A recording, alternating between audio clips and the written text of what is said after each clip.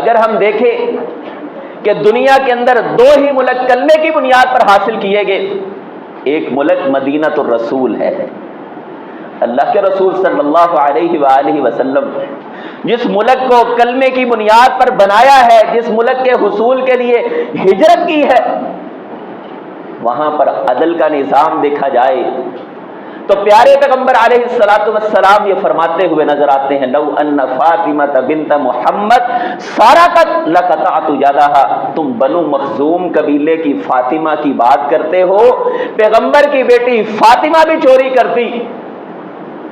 تو کائنات کے امام محمد الرسول اللہ صلی اللہ علیہ وآلہ وسلم اس کے بھی ہاتھ کو کاٹ دیں۔ یہ لا الہ الا اللہ محمد الرسول اللہ کی بنیاد پر بننے والا مدینہ الرسول ہے۔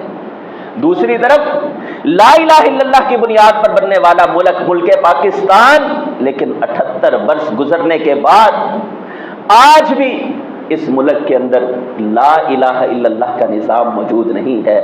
پارلیمنٹ کی بلڈنگ پر لا الہ الا اللہ لکھ لینے سے، نظام عدل پر لا الہ الا اللہ محمد الرسول اللہ لکھ لینے سے، سپریم کورٹ کی بلڈنگ پر حضرات گرامی نظام نافذ نہیں ہوگا۔ رسول اللہ صلی اللہ علیہ وآلہ وسلم نے فرمایا، تم سے پہلی قومیں اسی لیے تباہ و برباد ہوئی جب کوئی بڑا چوری کیا کرتا تھا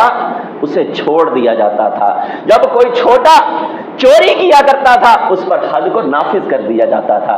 آج ہمارا ملک تباہی کے دھانے پر کھڑا ہے۔